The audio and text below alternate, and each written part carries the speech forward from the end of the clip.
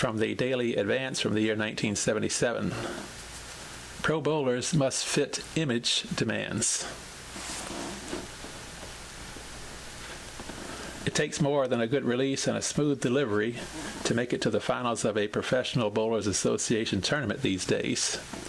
You have to be well-groomed and color-coordinated. You can't smoke or take a drink of water on camera. You can't chat with your opponent or swear or stomp around in anger or chew on a toothpick or wear your favorite t-shirt. In short, you have to abide by the rules of the PBA's Image Committee. The Image Committee was founded 12 years ago when we realized the American public had the wrong impression of bowling, says Eddie Elias, founder of the PBA. It was considered a basement sport. People thought bowlers were all hustlers. We wanted to change that image. The best way to get a message across is on national television, and the PBA has had great success in that area.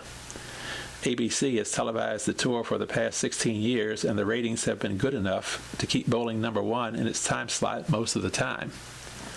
Bowling usually gets better overall ratings than pro and college basketball, tennis, hockey, and golf.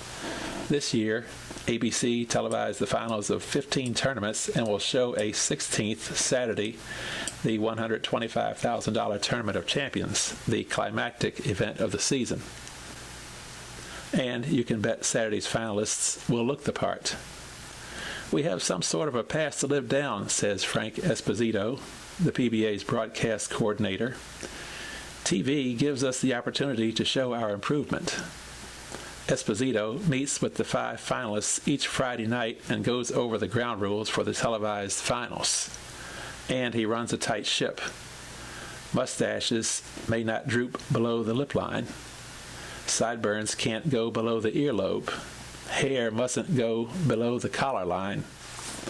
Clothes are color coordinated. If one bowler wears blue, another must wear yellow, and so on. If a man wears a solid shirt, I prefer some sort of pattern in the slacks, says Esposito.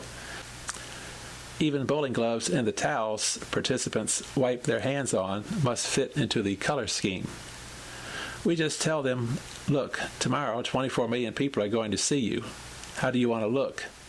Immaculate, well-dressed, and well-groomed, or like a slob? It doesn't leave them much choice, says Elias. Most of the time, the bowlers go along with the program, but there are exceptions. Ernie Schlegel likes to wear outfits made up by his wife, says Esposito. Last year, he had a Spirit of 76 outfit. White satin with spangles, red, white, and blue ornaments with stripes all over. I thought he looked like a clown, but I approved the outfit. It was not indecent and met with our code, more or less.